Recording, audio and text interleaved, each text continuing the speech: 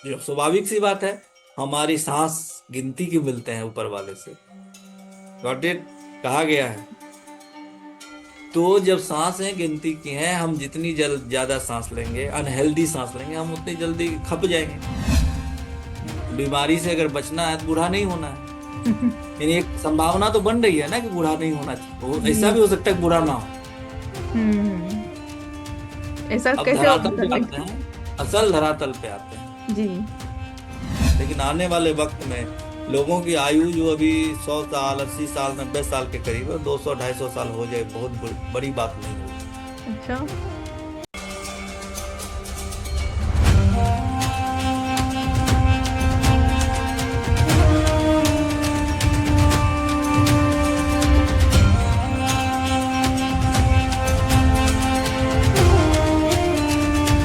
स्वागत है आपका सत्य सनातन और सेहत में। और हमारे साथ मौजूद हैं हर बार की तरह जाने माने पत्रकार लोकेश भारती जी।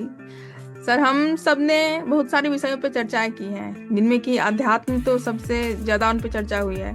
आज हम सर सेहत पे बात करते हैं। सर, आजकल के वक्त में बहुत कम ही उम्र में लोग बुढ़ापे की तरफ बढ़ रहे हैं, या वो बूढ़े दिखने लगे हैं। ऐसा क्यों हो रहा है? क्योंकि पहले तो ऐसा नहीं होता था। बुढ़ापे की ओर लोग जल्दी ही बढ़ रहे हैं, क्यों ऐसा? इसके बारे में कुछ बताया सर। बुढ़ापा, अजय, अगर मैं एक लाइन में कहूँ, एक सीधे इसका एक लाइन में जवाब दूं तो इंसान को बूढ़ा होना ही नहीं चाहिए। अच्छा, ये कैसे सर? आदमी जो आया इंसान का उसको तो। शरीर, जी। मैं वही कह रहा हूँ, इंसान का शरीर ऐसा होना चाहिए कि वह बूढ़ा ना हो। कहते हैं कि बुढ़ापा एक बीमारी है। जी। जब बुढ़ापा एक बीमारी है, यानी बूढ़ा होना एक बीमारी हो गया। जी। बीमारी अगर है तो बीमार नहीं होना चाहिए। जो सेहतमंद होगा, बीमारी उसको तो नहीं घेरेगी। नहीं। घेरेगी बीमारी? नहीं। अगर कोई सेहतमंद है तो बीमारी उसको घेरेगा नहीं। नहीं। बीमारी नहीं घेरेगी उसको, तो इसका मतलब बीमारी से अगर बचना है तो बूढ़ा नहीं होना है। यानी एक संभावना तो बन रही है ना कि बूढ़ा नहीं होना चाहिए, ऐसा जी। भी हो सकता है कि बूढ़ा ना हो। ऐसा अब कैसे हो धरातल सकता पे है? आते हैं, असल धरातल पे आते हैं। जी। होता ये है कि जब हम कोई भी शख्स पैदा लेता है, शख्स हो या कोई जानवर हो या कुछ भी हो, तो फिर वो एक 18 20 22 साल तक, इंसान के केस में, इंसान के मामले में वो बढ़ता है। जी। उसकी हाइट बढ़ती है, उसके बाल बढ़ते हैं, और फिर वो जवान होता है, वो सब कुछ होता है। उसके बाद उसकी फिर एजिंग शुरू होती है, यानी बूढ़ा होना शुरू होता है। जी। हाँ, वो एजिंग की प्रक्रिया जो है स्लो होती है शुरुआत में। हम्म। 20 22 साल से के बाद जो शुरू होती है एजिंग की प्रक्रिया, वह स्लो होती, बहुत स्लो होती है, और फिर वो धीरे धीरे वह तेज होती जाती है। 35 40 के बाद वो फिर और तेज हो जाती जी। है, और हम फिर, हमारे बाल पकते हैं, चेहरे पे झुर्रियां आने लगती हैं। इसी में से कुछ लोग ऐसे होते हैं जिनको कि देखो तो बोले, अरे तो 60 साल का, लेकिन दिख ही नहीं रहा। 40 साल का ही दिख रहा है। 70 साल का, 80 साल का भी है, लेकिन फिजिकली इतना एक्टिव दिख रहा है, अरे तो 50 60 50 55 से ऊपर दिख ही नहीं रहा। यानी 20 25 साल तो वो एक्स्ट्रा हो गया ना उसके लिए। जी। जी। अगर कोई 80 साल का व्यक्ति या 70 साल का व्यक्ति 40 45 साल का दिख रहा है, 50 साल का दिख रहा है, उसने 50 20 25 साल तो अपना जीवन का एक्स्ट्रा कर लिया, जी। अगर उसकी कोई असामयिक मौत ना हो। हम्म। होता ये है कि हमारे शरीर में सेल डिवीजन की प्रक्रिया, कोशिका विभाजन की प्रक्रिया जी। हमेशा चलती रहती है। फर्क यह होता है कि जवानी में, जब हम बचपन में, हमारा घाव बहुत तेजी से बढ़ता है। जी। जवानी में भी उससे थोड़ा स्लो होता है, लेकिन वो बढ़ता है। उम्र जब बढ़ती है तो हमारे घाव भरने में टाइम लगने लगता है। हमारे घाव, जो हमारा कोई कट लगा या कोई घाव हुआ, उसमें थोड़ा सा बढ़ जाता है, इसलिए फिर, और फिर जब और ज्यादा बड़े होते हैं, बुजुर्ग होने लगते हैं, 60 से ऊपर चले जाते हैं, कहते हैं कि बुढ़ापे में हड्डियां नहीं टूटनी चाहिए, बड़ी मुश्किल से जुड़ती हाँ, हैं। ये तो सुना है सर। क्यों? क्योंकि सेल डिवीजन जो है, कोशिका विभाजन, 1 से 2, 2 से 4, ऐसे जो सेल डिवाइड होता है, ये मतलब बुढ़ापे में स्लो हो जाती है प्रक्रिया। स्लो हो जाती है। ऐसे ही चेहरे पे, क्योंकि हमारा स्किन, हमारा सेल, हर एक सेल की लाइफ होती है। वो सेल मरता है, फिर नए वो उसके जगह पर नया सेल बनता है। कोई भी घाव जैसे कट लगा कहीं, तो वहां पे फिर जख्म भरता कैसे है? तो जो वहां मौजूद कोशिकाएं हैं, सेल हैं, वो डिवाइड करते करते करते करते आपस में जुड़ जाते हैं। अच्छा। यानी यह क्षमता हर उम्र तक होती है, हर एक। बहुत ज्यादा हो गए जब 80 85 90 साल तक बहुत कम हो जाती है, लेकिन ये क्षमता रहती है कि सेल डिवाइड करता रहे। वह अगर सेल डिवीजन की प्रक्रिया को हम उतना स्लो ना होने दें, थोड़ा बहुत फर्क पड़े, तो हम इसी धरती पर इंसान सब 110 115 120 साल भी जीता है। हमने चर्चा किया था एक बार, ब्लू जोन की चर्चा किया जी जी, हमारे हुई थी हम। ब्लू जोन में क्या होता है कि लोग 100 साल एवरेज लाइफ 100 साल से जाते हैं। ऐसे ऐसी लाइफ नहीं है कि बेड पे पड़े हुए हैं, कैसे पकड़े हुए, ऐसा नहीं है। अच्छी एक्टिव लाइफ। Active life. मेरे एक बड़े डॉक्टर है, नाम नहीं लूंगा मैं, उन्होंने कहानी सुनाई थी कि वो एक ब्लू जोन एरिया में गए थे, तो वहां पे होटल में रुके थे, तो वहां पे स्विमिंग पूल थी, स्विमिंग पूल के पास में वो खड़े थे। तो वो बड़े डॉक्टर हैं, दुनिया भर में मशहूर हैं, कई लोग, बहुत लोग जानते हैं उनको। तो वहां एक कपल, बुजुर्ग कपल, अच्छा, केवल बुजुर्ग नहीं को बुजुर्ग एक्टिव कपल स्विमिंग करके निकले, और एक की उम्र 107 साल, एक की उम्र 102 साल। अच्छा, हाउ इट इज पॉसिबल? उन्होंने देखा, मिले, फिर उन्होंने परिचय दिया, बोले ऐसी बात बढ़ी, तो उन्होंने अपनी अपनी उम्र बताई। अब आप सोचो, एक बुजुर्ग आदमी 102 107 साल का आदमी, अरे 95 साल का ही, 90 साल का ही, सही बात, स्विमिंग पूल में नहा करके 1 घंटे से नहा रहे थे वो लोग, तैर रहे थे। एक्टिविटी का लेवल देखो। सही में। तो उनके लिए क्या बुजुर्गियत कहाँ चली गई फिर? सही बात। तो पहले भी ऋषि मुनि जब तपस्या में जाते थे, तो अपने पूरी बॉडी को हाइबरनेशन की स्थिति में ले जाते थे। हाइबरनेशन मतलब सांस लेने की गति। जैसे अगर हम 1 मिनट में 16 से 20 बार सांस लेते हैं, तो वो चला जाता था 2 से 3 बार, 1 से 2 बार 1 मिनट।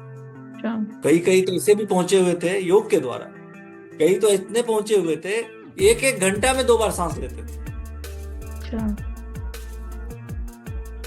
और फिर जो स्वाभाविक सी बात है, हमारी सांस गिनती के मिलते हैं ऊपर वाले से, गॉट इट, कहा गया है। तो जब सांसें गिनती की हैं, हम जितनी ज्यादा सांस लेंगे, अनहेल्दी सांस लेंगे, हम उतनी जल्दी खप जाएंगे। हम जितनी अच्छी सांस लेंगे, हेल्दी सांस लेंगे, अच्छा खाएंगे, अच्छा पिएंगे, अच्छा रहेंगे, अच्छे से रहेंगे, स्वाभाविक है कि हमारे जो बॉडी में जो कोशिका विभाजन, जो मैंने कहा सेल डिवीजन की प्रक्रिया जो होती है, जिससे चेहरे पे जब वो प्रक्रिया धीमी होती है तो झुर्रियां आने लगती हैं। अगर वो सही रहेगा, मैं ज्यादा हेल्थ में घुसना नहीं चाहता, हमारे चेहरे पे सब जगह कोलाजन टिश्यू होता है, कोलाजन, जितने हीरो हीरोइन सब होते हैं ना, उसको कोलाजन को एक्टिव रखने के लिए ही इंजेक्शन, बुटिक वगैरह इंजेक्शन जो लेते हैं, बोटॉक्स वगैरह कराते हैं, वही उसको एक्टिव रखने के लिए कराते हैं ताकि झुर्रियां कम पड़ती। लेकिन वो एक्स्ट्रा उसने केमिकल लिया, उसके अलग खराब इम्पैक्ट होते हैं। लेकिन अगर कोई शख्स चाहे, अगर एक हाईली डिसिप्लिन लाइफ जिए, चीनी नहीं खाना है, नमक नहीं खाना है, तेल कम से कम खाना, रिफाइंड तो छूना नहीं है, मैदा छूना नहीं है, प्रोसेस्ड फूड छूना नहीं है, बाहर का पैक्ड आइटम छूना नहीं है, उसकी एजिंग की प्रोसेस स्लो हो जाएगी 110%। एक दूसरा, एक्सरसाइज करते रहना है, एक्टिव रहना है, योग करना है, जितनी भी कुदरती चीजें हैं, भगवान की रसोई वाली चीजें हैं, उसको खाना है।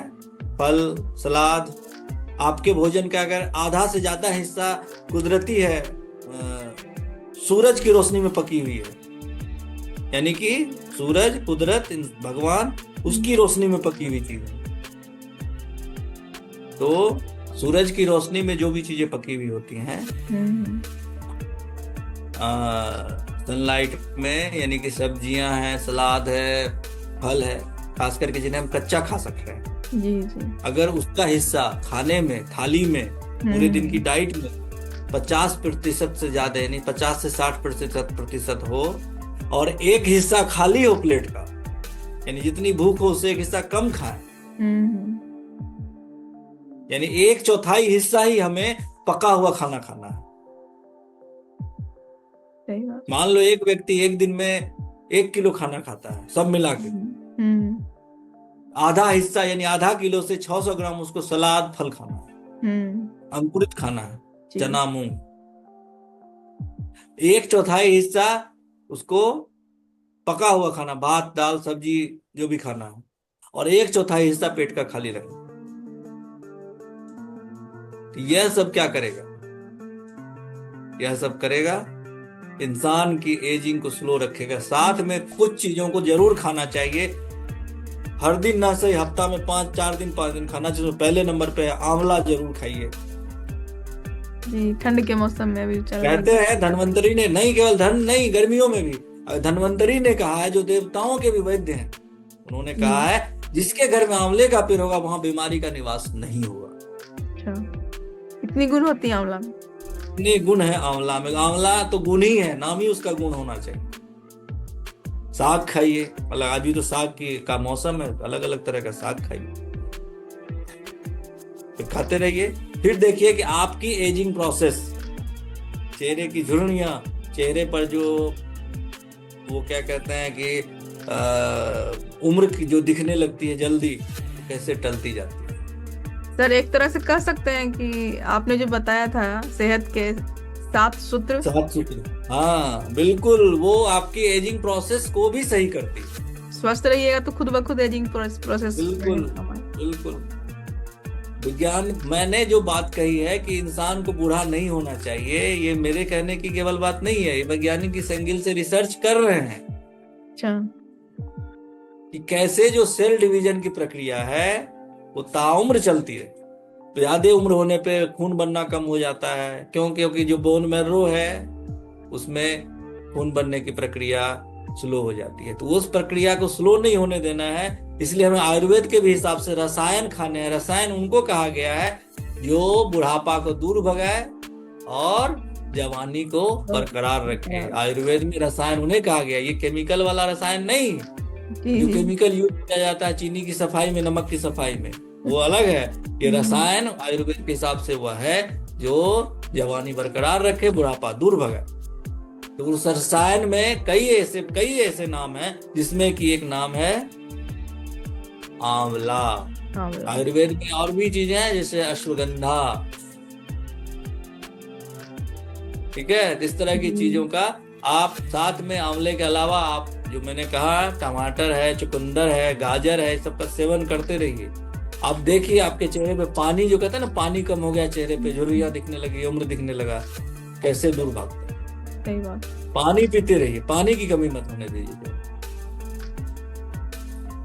हो सकता है हमारे रहते ना सही, लेकिन आने वाले वक्त में लोगों की आयु जो अभी 100 साल, 80 साल, 90 साल के करीब है, 200-250 साल हो जाए, बहुत बड़ी बात नहीं होगी।